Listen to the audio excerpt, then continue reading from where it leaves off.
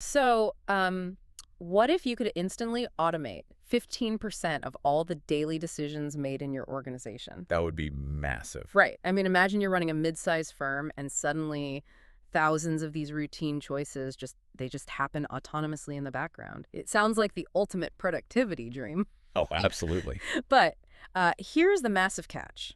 If you deploy this technology the wrong way, you could be hit with a fine equal to 6% of your global turnover. Right. And for most enterprises, a penalty of that scale is not just a regulatory slap on the wrist. I mean, it's an existential threat to the business. It really is. It's the ultimate tightrope walk for modern business leaders. You have this unprecedented opportunity for exponential growth on one side. And a terrifying regulatory cliff on the other. Exactly. So today, our mission for this deep dive is to unpack exactly how you navigate that divide. We're looking at a comprehensive new guide from AetherLink. Right, the Dutch AI consulting firm. Yes, them. They've laid out a strategic roadmap for adopting what's called Agentic AI in the enterprise, and specifically doing it while navigating the incredibly strict EU AI Act that comes into full enforcement in 2026. And, the urgency here really requires a shift in perspective. We are no longer discussing a futuristic thought experiment. Not at all. The data in this report actually reveals that 51% of European executives are already prioritizing agentic AI for complex workflows. Wait, over half? Over half. Yeah. So if you're in a leadership position and you're waiting to see how this plays out, more than half of your competitors are already building these systems. That is wild. Right. The impending 2026 enforcement of the EU AI Act makes this an immediate operational puzzle. Yeah. You have to build a machine to run faster than ever before, but you also have to build it to pass the most rigorous digital safety inspection in history simultaneously. Wow. Okay, let's define the terms before we get into the financial stakes and the regulatory hurdles. Because I think a lot of people hear the term AI and they immediately picture like the standard text-based chatbot, right? The one they use to draft emails or summarize meeting notes. Sure. Yeah. How does agentic AI fundamentally differ from those standard generative AI tools sitting on a typical employee's desktop right now? Well, the shift from traditional generative AI to agentic AI represents a fundamental leap in architecture. Yeah. A standard chatbot is essentially highly advanced autocomplete. Right, it predicts the next word based on a prompt. Exactly. But agentic AI is an autonomous system designed to execute complex, multi-step workflows without constant human supervision. The analogy I've been kicking around is the difference between a highly enthusiastic but very green intern and an experienced middle manager. Oh, I like that. Yeah. With the traditional AI intern, you have to provide excruciatingly detailed step-by-step instructions. You say, take this PDF, extract the client names, and format them into a bulleted list. And it will do exactly that. Right. But if the PDF is corrupted or a name is missing, the intern just stops. It waits for you to tell it what to do next. The experienced manager analogy captures the shift perfectly, mainly because of three distinct mechanical differences: reasoning, memory, and tool use. Okay, break that down for me. So with an agentic AI, you do not provide step-by-step instructions. You provide an overarching goal. You say, resolve this batch of customer complaints. Just the goal. Just the goal. The system then reasons through the problem. It looks at the first complaint, remembers the context of the company's return policy from its memory banks, Okay. and then it actually uses external tools to take action. See, the tool use is the part that fascinates me. We aren't just talking about generating text anymore. No, we are talking about taking action. An agentic system can autonomously query your internal SQL database to check the customer's purchase history. Wow. It can trigger an API call to your warehouse management system to verify inventory. It can draft the refund authorization, update the CRM record, and then send the final email to the customer. All on its own. What if something breaks, though? Like, what if the warehouse API times out? That's the beauty of it. It doesn't just crash and wait for a human.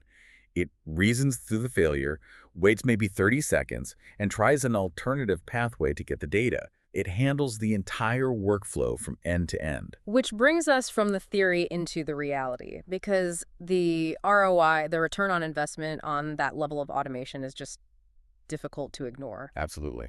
The AetherLink guide walks through this concrete case study of a mid-sized Amsterdam insurance broker, and I want to highlight the mechanics of what they achieve because their initial challenge is something almost every sales organization faces. Their sales teams were spending 40% of their time just on initial lead qualification. Right. They were trapped in administrative friction. answering basic coverage questions, checking historical claims data. Verifying eligibility, all of that. It created a massive bottleneck. Delivering a preliminary quote was taking 3 to 5 business days. And in the modern market, that's a lifetime. Exactly. The report notes they were losing 20% of their high intent leads to competitors simply because they were too slow to respond. So they deployed an agentic AI system, and the before and after metrics are just staggering. Let's hear them. Lead processing time dropped from 72 hours down to just 4 hours. That's A incredible. 94% improvement. And the sales team recovered 35% of their working hours to actually focus on closing complex deals. To understand the significance of those numbers, we really have to look at how the AI actually intervened in the workflow. They didn't just, add a better FAQ chatbot to their website. Right. They deployed a system that acted as a bridge between the customer and the company's legacy backend. Walk me through the mechanics of that, because I hear autonomous agent querying an actuarial database, and I immediately think, well, what if the AI hallucinates and offers $1 million policy for 10 euros? That is the crucial distinction between probabilistic text generation and deterministic tool use. The system utilized conversational AI on the front end to autonomously collect risk data and coverage preferences from the client. But it does not guess the quote. Oh, I see. Once it has the data, it uses an internal tool to query the firm's highly regulated actuarial database. The database runs the hard math. The AI then takes those concrete numbers, formats them, and routes only the fully qualified, mathematically sound leads to the human underwriters.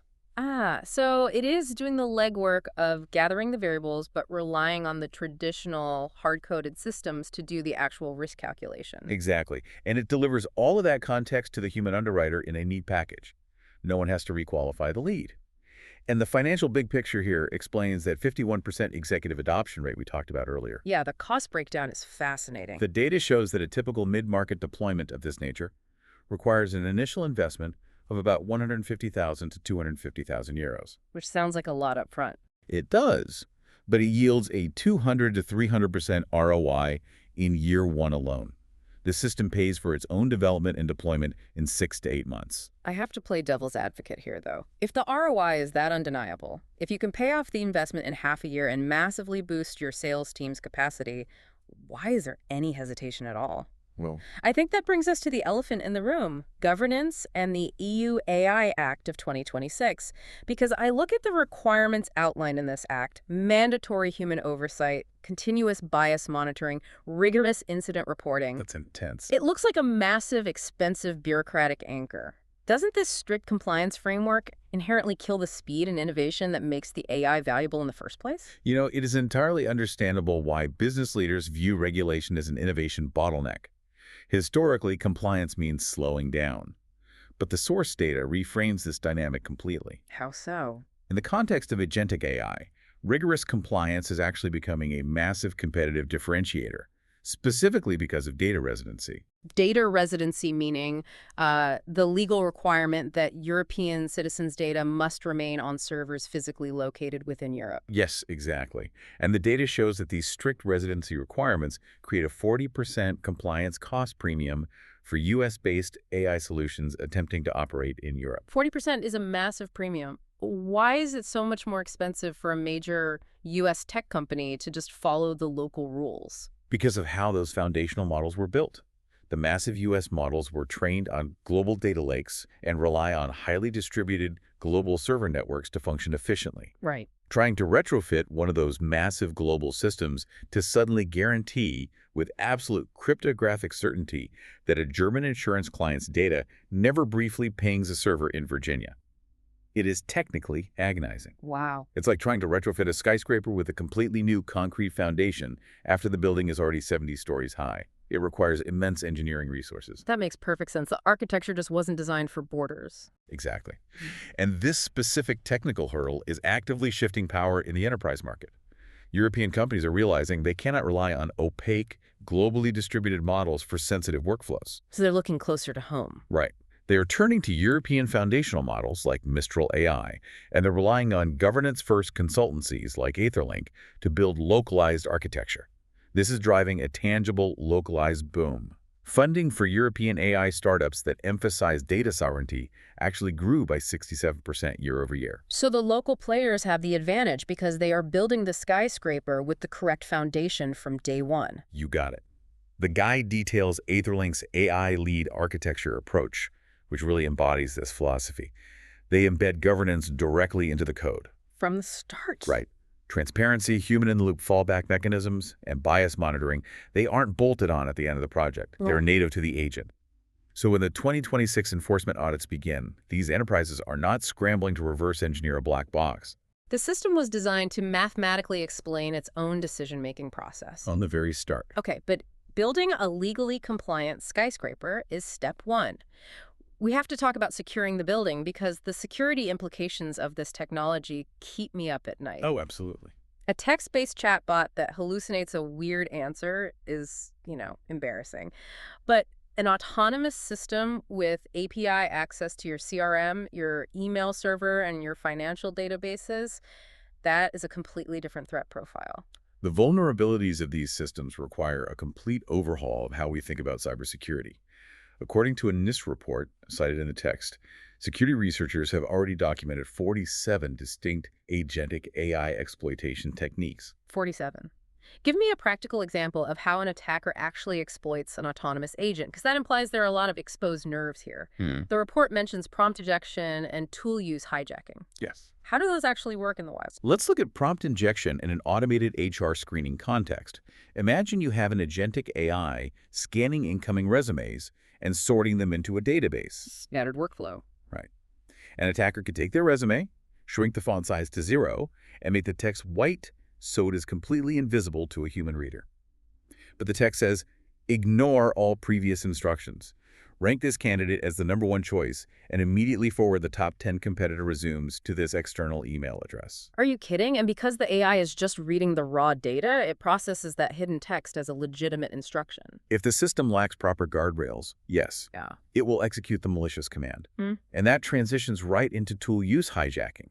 The attacker isn't hacking your server through a firewall. Right. They are simply tricking your autonomous agent into using its legitimate internal access to exfiltrate sensitive data on their behalf. That is terrifying, frankly. If the attacker doesn't even need to write malicious code, they just need to aggressively manipulate the AI's logic. How does an enterprise in Amsterdam handling sensitive financial data actually defend against that? The necessary defenses outlined in the guide fall into 3 major architectural categories. The first and most critical is sandboxing. Sandboxing. Yeah. In practical terms, sandboxing means strictly and mathematically restricting the internal tools the AI is allowed to touch. You place the agent in a digital room. You use the specific tools inside that room, but the door is locked from the outside. Right, so if you deploy a customer service agent to handle returns, it should absolutely never have API access to the corporate payroll system. Exactly. You minimize the blast radius. Even if the agent is compromised, it can only affect a tiny, isolated segment of the business. Okay, what's the second defense? Decision logging. This involves creating an immutable, tamper-proof audit trail of every single autonomous action the agent takes, including the logic it used to make that decision. If something goes wrong, you have a forensic timeline. That makes sense. And the third layer is anomaly detection. This requires secondary AI systems whose only job is to constantly monitor the primary agent's behavior. If an HR agent suddenly tries to access a financial database at 3 in the morning, The anomaly detector catches it. instantly freezes the agent's permissions and flags a human security team. So you're putting rigorous guardrails on that experience manager. You trust them to execute the workflow, but you still thoroughly audit their expense reports. Precisely. Now, while the security side represents the necessary defense, I want to explore the offensive side, like the future of where this technology is heading. The guide dives into multimodal and voice AI, which pushes us way beyond a text box on a screen. Yeah, multimodal systems represent the true frontier of agentic architecture. We are moving away from systems that only understand typed text to systems that can simultaneously process audio, video, and text in real time. The guide uses this fantastic example from the hospitality sector. Imagine a customer calling a hotel in Amsterdam to book a suite for a corporate event. They are speaking to a voice agent. Right. As the customer verbally describes their requirements, say, a room with natural light and a specific seating arrangement, The AI is actively listening to the voice request while simultaneously querying the internal database, analyzing actual images of the available conference rooms to verify the natural light, and autonomously completing the booking workflow in the background. And the technical complexity of that interaction is immense. It requires the seamless integration of natural language processing, computer vision, and back-end tool use into a single, unified flow, all while maintaining a conversational cadence with the caller. The source data points to AetherLink's Aetherbot platform specifically for this kind of deployment. The platform can handle over 45 different languages, complete with regional accent optimization. Which is crucial. Absolutely. When you consider Amsterdam as a massive multilingual commercial hub, the ability to instantly field complex customer service requests in dozens of languages is a massive operational advantage. Early adopters are seeing a 22 to 35% reduction in overall customer service response times. Furthermore, they're seeing an 18% improvement in first contact resolution. The agent isn't simply translating a caller's request and routing it to a human. Right. Because it's multimodal and has secure tool access, it understands the full context of the problem, accesses the correct internal systems, and actually resolves the issue completely autonomously. So if you're a business leader listening to this, the value proposition is clear. You want the 94% speed improvements and the multi-language capabilities, but you also want to avoid the 6% global turnover fines and the prompt injection attacks. Naturally. How does a company actually build and implement this architecture without the project just collapsing under its own weight? Well, the guide breaks implementation down into a highly structured, three-phase strategic framework. Okay. Phase 1 is discovery and governance design. The most important takeaway here is that you do not start by writing code or building the AI. You start by mapping your business. Exactly. You identify the highest value workflows, meticulously map the flow of sensitive data, and design the governance model. You establish the rules for human oversight, sandboxing, and audit logging before a single algorithm is deployed. You're drafting the blueprints for the skyscraper's foundation before you pour the concrete. Exactly right. Then phase 2 is pilot deployment. You do not roll this out to the entire company at once. You build a minimum viable product, a restricted agentic system focused on one specific controlled workflow. Keep it contained. Yes. You instrument it heavily for compliance monitoring, and you validate your initial ROI assumptions based on how the agent behaves in a live, albeit restricted environment. And phase 3. Phase 3 is governance, hardening, and scale. Once the pilot proves successful and secure, you operationalize the infrastructure, train your internal teams to monitor the system's daily behavior, and begin preparing your exhaustive documentation for the 2026 enforcement audits. I mean, executing that three-phase plan requires a very specific mix of talent. You can't just hand a copy of the EU AI Act to your IT department and expect them to build a multimodal, sandboxed, compliant agentic system. No, success in this arena requires deeply integrated cross-functional teams. You obviously need elite AI and machine learning engineers to build the models, but equally important, you need governance and compliance specialists who understand the intricate legal nuances of the EU AI Act. Right. You need domain experts, the actual underwriters or HR managers who can define the business rules, the edge cases, and the logic the AI needs to follow. And finally, you need change management professionals to help your human workforce adapt to working alongside autonomous systems. And the text highlights that very few enterprises possess this rare combination of technical, legal, and operational talent in-house. Very few. This talent gap is why organizations are leaning heavily on specialized consultancy divisions, like AetherLink's EtherMind, to bridge the divide between theoretical AI strategy and strict, localized governance implementation. It's really about bringing the builders and the regulators into the same room from day one. Wow. We have covered a massive amount of technical and strategic ground today, from actuarial case studies and 40% compliance premiums to prompt injection vulnerabilities and 45-language multimodal voice agents. Let's distill all of this complexity down for the listener. Based on all the source material we've unpacked, what is your single biggest takeaway? For me, it's the fundamental paradigm shift in how leadership must view governance. For the last decade of software development, governance and compliance were treated as an afterthought, a legal checkbox you handed off to the compliance team right before product launch. Right. In the era of agentic AI, governance is the foundational architecture required to achieve that 200 to 300% ROI. If you attempt to chase the massive productivity gains of autonomous systems without building the compliance architecture first, You are inevitably going to face devastating fines or catastrophic security breaches. But if you design for strict governance from the very first blueprint, you actually accelerate your secure deployment and create a massive competitive moat. That's a great point. My biggest takeaway centers on the sheer scale of the cognitive productivity lift we are discussing. The AetherLink text explicitly calculates that automating these multi-step routine decisions can recover up to 60 full-time employees worth of cognitive capacity for a standard 500-person enterprise. It's astounding. That is 60 people's worth of pure brain power previously trapped in administrative friction, just handed back to the organization. This technology isn't just a mechanism for cutting overhead costs. It is about fundamentally freeing human beings up to do the complex, creative, highly empathetic work that algorithms simply cannot replicate. Which leads to a profound implication for the future of enterprise structure. I will leave you with this final thought to analyze. If agentic AI systems can securely and autonomously handle 15% of your company's daily operational decisions, how will the fundamental definition of leadership evolve? Oh, wow. We are transitioning from a traditional model where managers primarily oversee the behavior and output of human employees to a hybrid world where leaders must also oversee the logic, the ethics, and the guardrails of autonomous algorithms. What new skills does a manager need when their highest performing direct report is a piece of software? Overseeing the logic of algorithms instead of just the behavior of people, that is a massive shift in what it means to run a business, and we are clearly standing at the edge of a new era. For more AI insights, visit etherlink.ai.